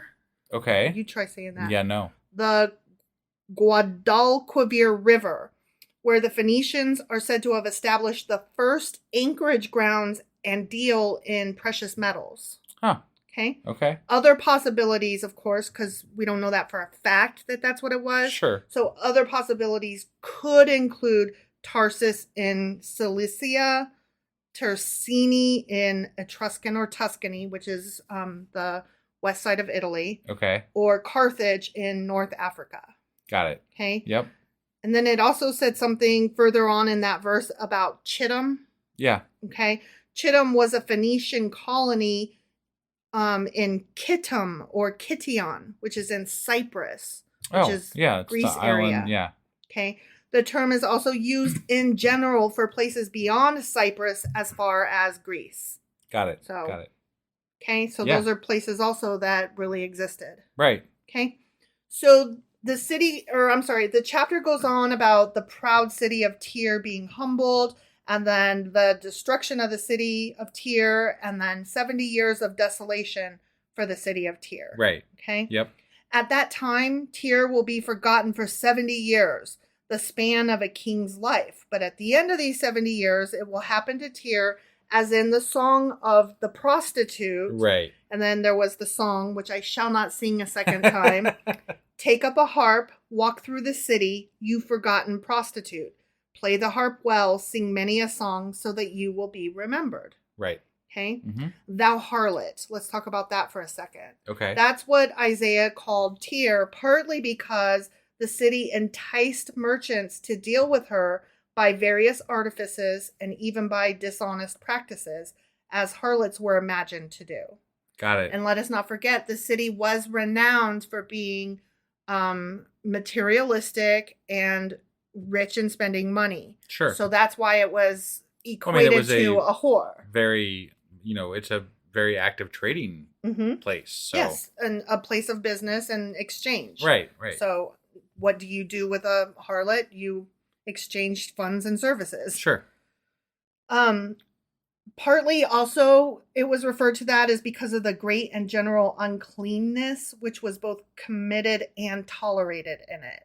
Got it. So it was a dirty city, both literally and figuratively speaking. So you have people from all kinds of different lands. You have a lot of, there's just, I'm imagining a very busy place, that's hard to Right. You know, especially with the resources you have back in those days, hard to keep clean all the time. And it's just a lot of coming and going. Well, and I would also imagine that with people coming from various areas, there's going to be a lot of live and let live. Right. Because business is king. And we're not going to like talk about what gods you may or may not, or what, how you treat your spouse, or, you know, how many people you fuck or whatever. Like, you don't even know about our God hardly, other than, you know, the brief time that you're here to hear about our stories. Exactly. So I'm imagining that there was a lot of, look the other way, just make the business deal.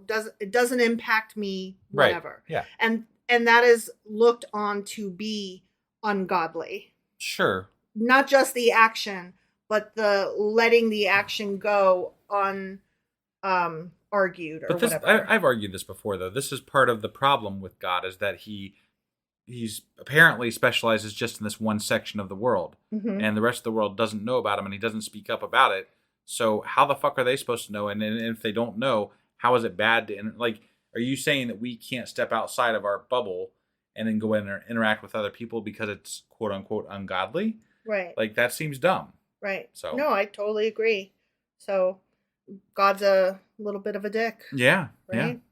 So he told the singing women of the East, who were commonly of this class, the singing and the harloting and stuff like that, to go about once more with song and lyre, recalling her old lovers or her old allies to the memory of their past love. Okay. So that's what that was about when he was referring to the city as a harlot. Yeah. He was also referring to the women of the city. Okay. Yep. So then the chapter wraps up with God's purpose in restoring the city of Tyre. So she will return to her hire. God will allow Tyre, symbolized by a prostitute, to continue her gross materialism with all the kingdoms of the world, but her gain and her pay will be set apart for God. Ultimately, the riches that Tyre so desperately sought will be given to God. Yeah, and I've got to question what giving to God meant. It sounds like they were conquered and the people were enslaved. Oh, yeah. And the money went back to whoever conquered them. Yeah, like, oh, we've got a good thing going. This is a great location. Right. Let's just let the city continue running, but we'll just tax the fuck out of it and take all its money. Right, yeah. That's what it sounds like to me. It doesn't sound like anything changed other than ownership. Right, exactly. So. Yeah, so we don't really mind the bad things that are happening as long as we get the money. But it sounds really good to say it's going to God. Because like people like to say that. We give it to God. Give it to God. Yeah, just give it to God. All right, so now we're on chapter 24. Okay? The Lord's judgment on the earth. Yeah. Yeah, this is where he's going to destroy it all. Real. Yeah, he's like, fuck y'all. So chapters 24 through 27 of Isaiah constitute one unit of prophecy, sometimes called the Isaiah Apocalypse. I was going to say, when we were reading it, I was thinking, like, this is like Revelation's light. It is, actually, Revelation light, because a lot of what is talked about here is compared to Revelation or expanded upon in Revelation. Interesting. And then both of those are seen as harbingers for discussion in like Matthew, Mark, Luke, and John. Them guys in the New Testament, they all seem to quote these two chapters a lot. Right. And it got really fucking dark and really fucking murdery all of a sudden, like the end of the end times, like the word, like, whoa, what's happening here? So I have some notes from a Christian apologist, and they were very excited about this. I'm sure they were, because they love them a good end time story. Well, yeah. You know? The end is nigh. Yeah, they're gonna be saved and smug about it because they get to evaporate into heaven, right? Yeah. So chapter 24 contains the prophecy on the destruction of Judah for its defilements and transgressions. Okay. So Tyre gets to live because it makes money, but Judah does not. Sure, that doesn't make any sense, but okay. No. While a remnant will praise God, and then God, by his judgments on his people and their enemies, will advance his kingdoms. Okay? So that's what this chapter is all about. Sure. Okay? So in the opening of the chapter, we talk about the scope of the judgment of the Lord. Okay. See the Lord. Okay. I have two different interpretations of the opening verse because ours starts out with see. Yeah. And you know how I love that? Right. The Lord is going to lay waste the earth and devastate it. Yeah, that was a great opening. I know. He going to ruin its face and scatter its inhabitants. Okay? Yeah. All right. So here's how it reads in another interpretation. Behold. Which interpretation is this? I think it's the King James. Okay. All right. Behold, the Lord makes the earth empty and makes it waste. Okay. A little more succinct, a little more scary, and a little less, see, this gonna happen. Right. Right? I mean, behold is much more... But they say it so quick there that it's like, it's almost, it almost sounds easier to take in. You know, like it's not as you can overlook doom and it. gloom, you know? Yeah. So here's what the apologist says. All right. Okay? Yeah. In the days of the Great Tribulation. The Great Tribulation. Are you familiar with the Great Tribulation? No. Okay. So the Great Tribulation comes right before, wait, hold on. How does it go?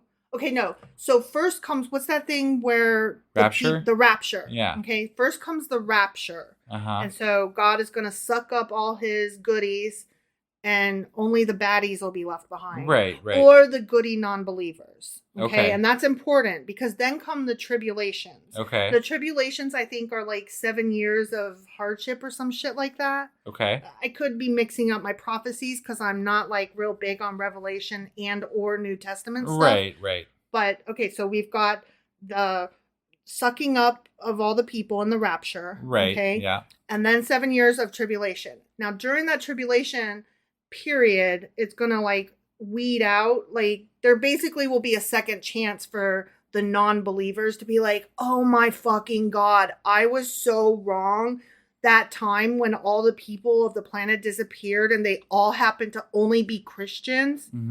Yeah, I recant on my non-believer ways. I'm suddenly a Christian now. Can I go too? And God sucks them up too. Wait. We've gone. So what happened to non-believers before the tribulation happened? Did they just go straight to hell? No. We're still in. No. I know. But I'm saying like in this model of end times, right? Where Revelation is going to happen and then the tribulation is going to happen. First is the rapture. Right. Then is the 7 years of tribulation. Sure.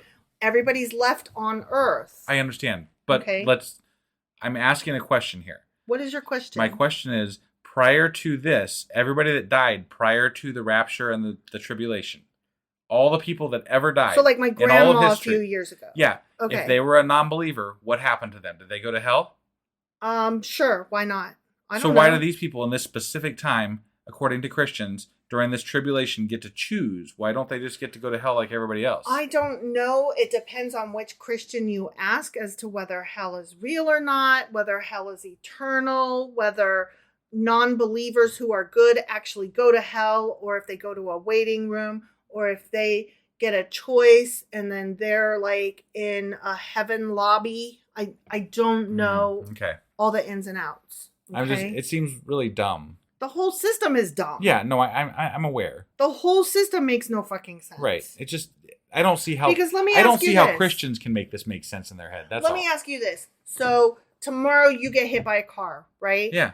And your soul comes across Jesus or whom the fuck ever. Sure. And they say, guess what? You were wrong. Husband, you were so fucking wrong. Right. There is a God. I am an angel, or I am Jesus, or I am whoever the fuck is the greeting card person. I'd have lots of questions. Right. But if they were like, heaven or hell, which do you choose? I mean, you get a choice, right? If you get the choice, don't you be like, oh, well, I guess if I was wrong and there's angels, then I'm gonna go to heaven. Sure. I choose God, I guess. Right. It's better up there, right? Maybe. I don't know. I don't want to burn in the. Is it really hot down there, or are there still cool people down in hell? Like, what's going on here? Because I don't know. Okay, but let's say that you're not a smartass and that you are really like 3 seconds to make this choice. You're either going to burn for eternity, okay, or you have the choice Jesus Christ is real, sure. and Jesus, you have to go to heaven. I mean, whatever, sure. The angel is right there in your fucking face. Yeah. Why wouldn't you? I agree. I'm agreeing. Like, that, okay, you have just literally given me proof of your existence. Of course I'm going to choose. That is a dumb question. That makes no fucking sense. Yeah. Right? Right. So, like, all you had to do was do that on Earth. Why did you have to wait my till problem I with the whole thing. Like, what the fuck? Yeah. Yeah. So, anyways, that's the apologist thing. Yeah. Okay. In the days of the Great Tribulation, which I just explained. Yes. The earth will not be literally empty, which it says in the second one, the one that says, "Behold, the Lord makes the earth empty." Yeah. And makes it waste. Mm-hmm. Now, see, in ours it said, "The Lord is going to lay waste the earth and devastate it. He'll ruin its face and scatter its inhabitants." Mm-hmm. So it didn't say it was going to make it empty. Okay. But in the King James it does, so they got to have an apologist for it rather than just say, King James version sucks and we interpreted it wrong, but it has these, thous, and those, so we have to like use it forever because real Christians do, or whatever. Real Christians, quote unquote. Quote unquote, right. So, okay, in the days of the Great Tribulation, the earth will actually not be literally empty, but Isaiah's poetic description applies nonetheless because the earth will seem empty in many places. More than 1/3 of humanity will die in the judgments of the Great Tribulation, according to Revelation chapter 9, making the areas hardest hit seem as if the earth were empty. And we're referencing this as part of Revelations because apparently it ties in with these 3 chapters or 4 chapters in Isaiah. Yes. Okay. So, yes. All right, I'm just making sure. I had a really hard time trying to separate all of my studying of this from Christian apologist, because it's so intermingled. Revelation, also from New Testament stuff that references these things. Got it is very intertangled. Intertangled? I said intermingled. Intermingled, entangled. Yeah. Got it. Yeah. Okay. So then we get into the reason for the judgment. Okay. So what's the reason for the judgment? God's a dick. God is a dick. In God's opinion, people have overstepped the boundaries with each other.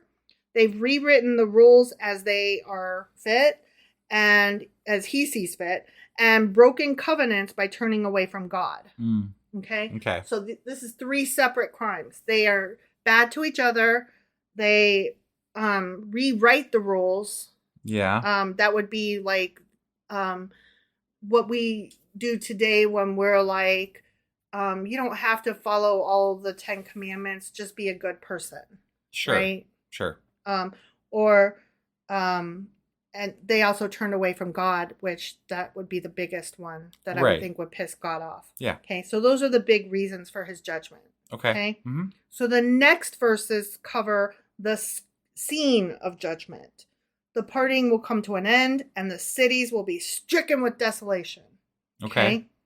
Then we talk about the glory of God and the woe of man. Now, some followers of God will lift up their voices during the time of tribulation and they will be saved. And then I wrote, so yay for them, I guess. Because I was about done with this bullshit by then. Yeah. So I was like, this is dumb. It's kind of not... It is relevant, but it's only relevant if we're mixing together, Revelations and Isaiah. You keep saying Revelations. Sorry. Plural. Right. It's just one revelation. It's just one revelation. I knew that. Yep. We're mixing together Revelation and Isaiah. And if we're to read Isaiah without taking other books into account, it just sounds like a dark prophecy of some type, and God's fucking had it. And I don't know. And we're going to have the same problem, FYI, when we come to Jeremiah. Okay. Because Jeremiah is also a prophet, and his shit also gets tangled up with the book of Revelation. Got it.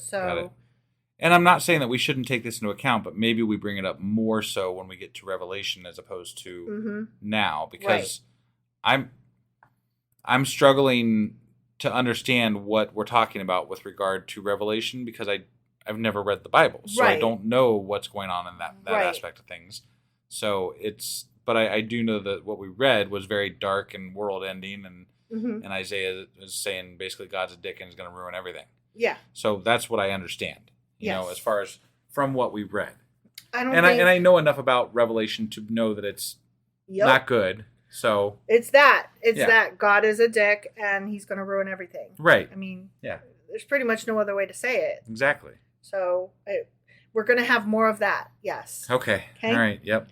So this chapter continues with the judgment of the Lord will always be completed. So remember when there was like snares and traps and nets and whatever, and we were like, what is going on? And I was like trying to explain that he gonna get you. Right. And it doesn't matter which way you go. He's always gonna get you in the end. Yeah, because when you crawl out of the pit, there's a snare there waiting for you. Yeah.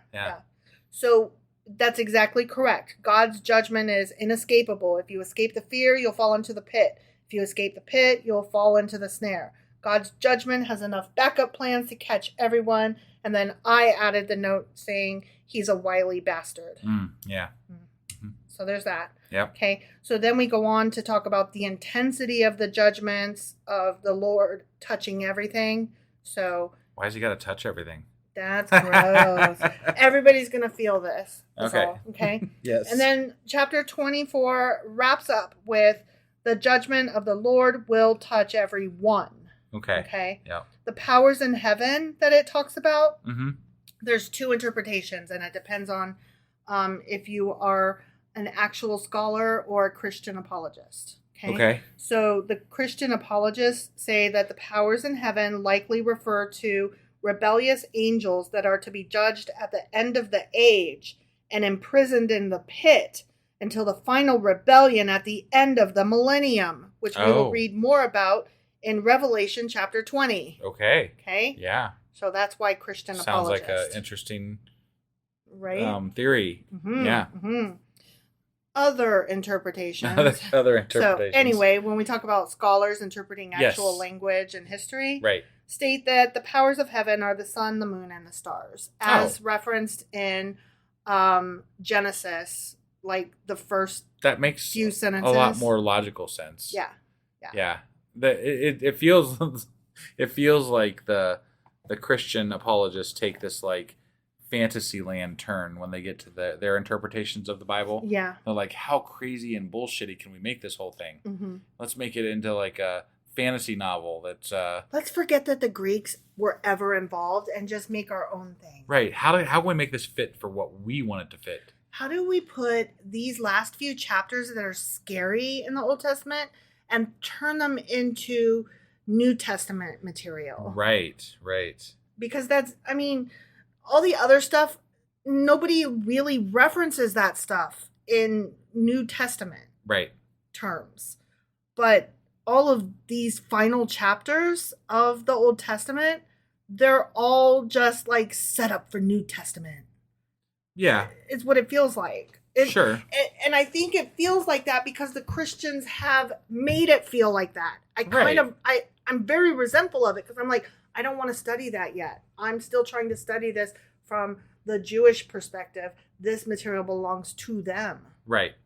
So. Yeah, no, that was part of that's why I drew you back from the Revelation thing for just a minute because I wanted to recognize that we are still not there yet. Right. But even when we get there, it's going to be difficult to separate it from the Christian apologist perspective. Right. No, it definitely will Even more so at that point. Especially since our intent is to read the New Testament and all of it. So. Right. Yeah.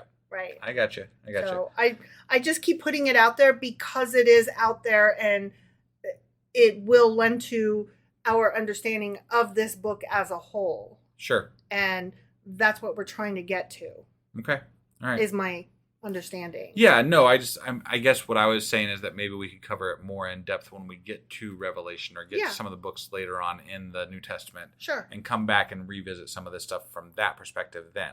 And I think that we will definitely have to do that. Right. All right. Well, you got anything else for us today? That was the Q&A. Sorry for how lengthy it is, but, it is what it is. Sometimes you just have a million questions and you don't know what the fuck is going on. Like you said, it's a good thing we didn't read all 5 chapters this week. Mm-hmm. Exactly. All right. So I'll have the weekly wrap out in just a little bit after we get this one released. And then we will be back on Monday with Isaiah chapter 25. All right. We'll see you guys then. Yep. Bye.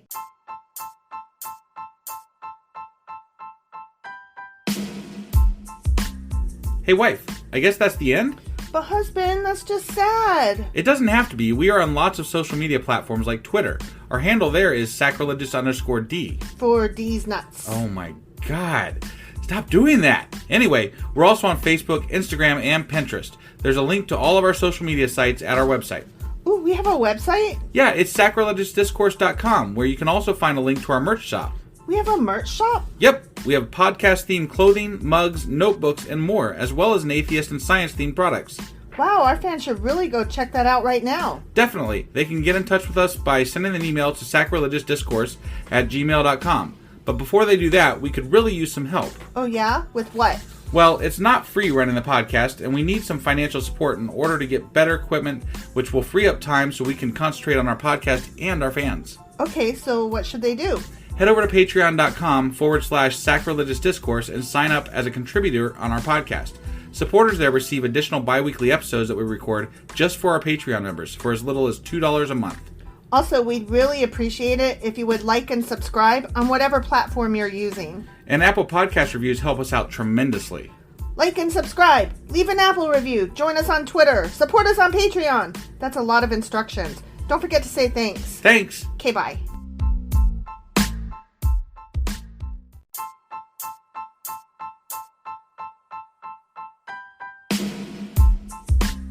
Hey wife, I guess that's the end?